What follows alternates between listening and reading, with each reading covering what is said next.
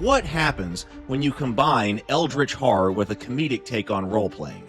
You get something that I think we might not have seen in the tabletop gaming community before, because I created the web show The Cultists, a comedy about modern-day Lovecraftian cultists, and initially, this was just going to be a fun, small project to do with friends. We were going to film it on our cell phones and just see if we could make a show, but it became something so much bigger, even including like auditions for new actors and all of that. So now, not only have I done this web show, but I wanted to design a role-playing game based on that web show. Have we had something like that before? I'm not sure. So how did this happen, and could this possibly be a viable model for creating new stories and new games? Well, I don't know, but this is what I'm trying. This is the process I'm working through, and I want to tell you about the development of both a web show and a role-playing game based on it. So let's talk about what's going on. I'm celebrating the relaunch of The Cultists Season 1 on YouTube and the release of the Cultist Comedy Roleplaying Game by giving away $500 worth of Elder Dice. These premium polyhedral dice have different Lovecraftian symbols as the highest value on each die, and they're packaged in magnetic spellbook boxes.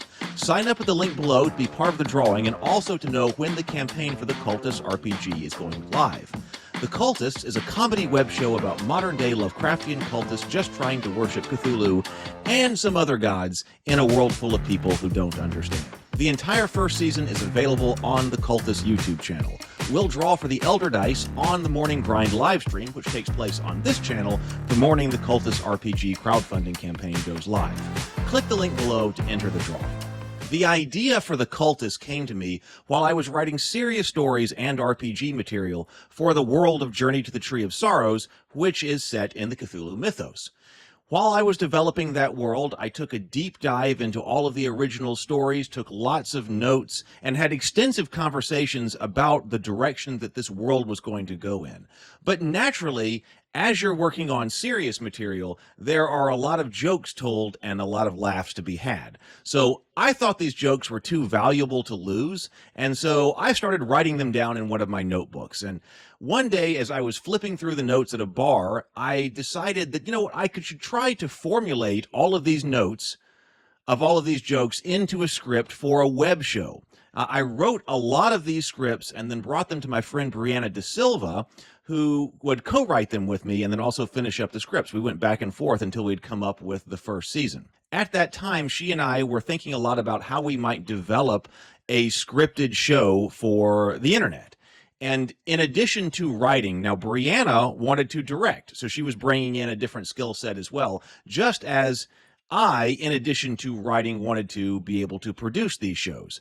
And so we thought that, well, what we just came up with the Cultists would be a good thing to potentially start that with, because it's set in modern day. It requires limited costuming. Being a mockumentary, it's not going to require some giant special effects budget or anything like that. So we started to assemble a team of people to potentially create this show. And there were a lot of people around who had different skills and all the necessary skills that we needed to make this happen. For instance, my cousin Megan, who you may also know as my co-host from Dinner and a Board Game, she does costuming. Her husband and boyfriend at the time does lighting and is a director of photography.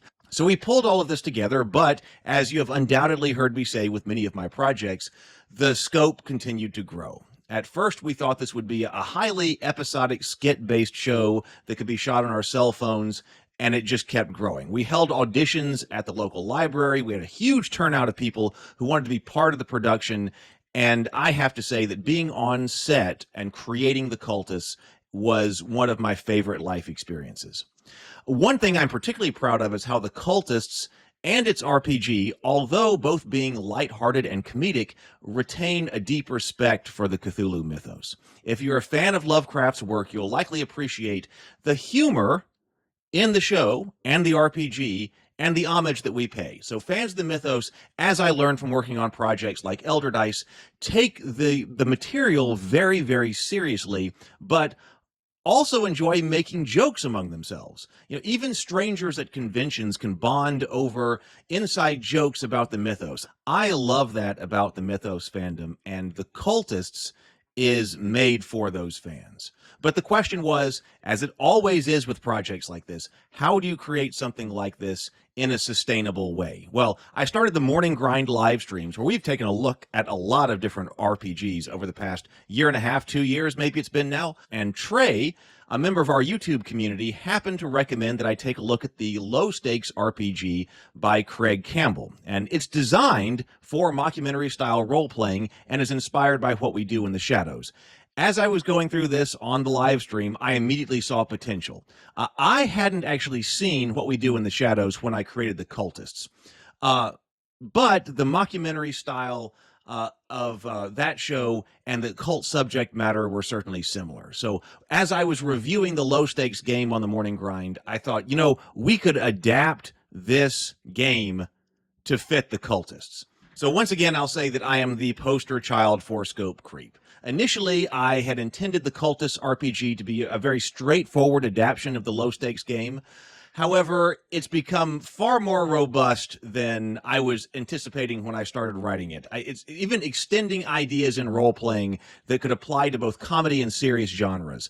One key concept is the use of narrative roles, which Low Stakes introduced, which provides niche protection and powers to characters based on their role in the story, not just their role in the world or, you know, combat role or something like this. I've got a dedicated video on this idea of narrative roles and how they can facilitate character development across games that is going to be coming out here. I believe that this concept is worth exploring further in future RPG development, possibly on the Morning Grind live streams as we go. So my question was, has a tabletop game, role-playing or otherwise, ever been specifically created from a web show before? I'm not sure that it has. Interestingly, okay, web shows and web series, okay, have not taken off on the internet like we might have imagined years ago. Like that was a big thing years ago. Oh, now we can have all different kinds of new storytelling and new web series, you know, through YouTube and other platforms. That hasn't really developed for a lot of different reasons I think we can get into later. So this relaunch of the series on its own YouTube channel and all of that is my attempt to try to do something with a web show in a sustainable fashion. We knew that advertising, you know, on YouTube videos alone is just not anywhere near sufficient to fund production. We knew that from the very beginning. The economics of online video advertising has long been known, and it just doesn't work. That's one of the major contributing factors to why we don't have more web shows. It's not a model that works. And so I knew I had to come up with some other way to support the show. And being a tabletop gamer, I was like, well, what if we did this RPG and we brought this out? So that was kind of the genesis of that idea. And I don't know that creating a tabletop game, role-playing game or otherwise, directly from a web show has ever been done before in the tabletop gaming space. This might be the first time. I'm not sure. So, you know, also with live streaming, we were able to develop this RPG live online with the community. So, you know, on the Morning Grind live stream, there's a whole playlist here on the channel where you can go through and you can see the development of the Cultists RPG. The community was absolutely fantastic, played a majorly significant role in the development, contributing to the discussions greatly. I love working on game design and things like that, online live with the community. Being able to develop a project like this with the community live has just been fantastic. But we also wanted to do more than just the role-playing game. So we started to work on some other items as well. Brianna and I, because not only is Brianna a writer and a director, but she's also a graphic designer. So she came up with the Cultist shirts and also vinyl stickers that match the shirt designs, two of which are callbacks to the cult of Shub-Niggurath. And I think that's absolutely amazing, since despite having relatively little screen time, these are our cannibalistic witches who live in the woods. Even though they have relatively little screen time, they've had such an outsized influence on the story and the fan base of the Cultists. And I think that's fantastic. You know, so we got this shirt here that says the first is, "Hail the black goat to the woods with 1,000 young." And I love this.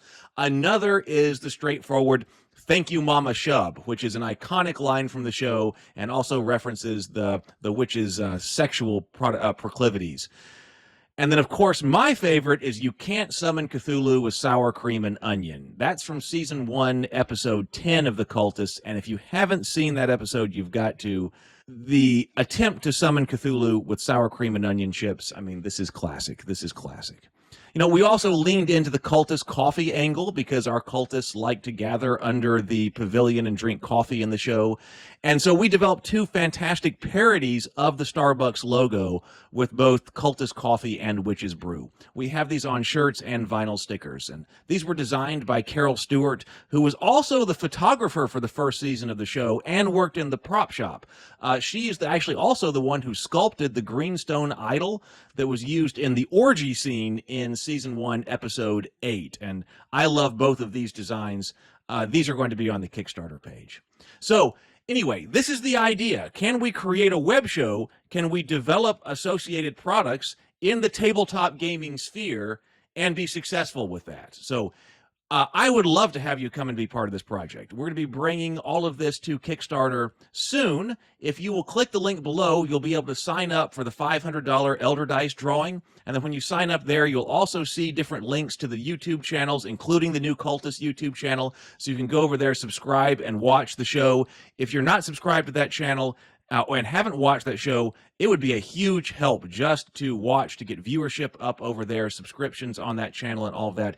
Each episode is only 6 to 8 minutes. That means the entire first season is only about an hour long. So I look forward to seeing you for more videos here on this channel about tabletop gaming, and also for the Morning Grind live streams as we continue to look at different tabletop games and develop our own. So I'll see you later. Cthulhu Fatagan.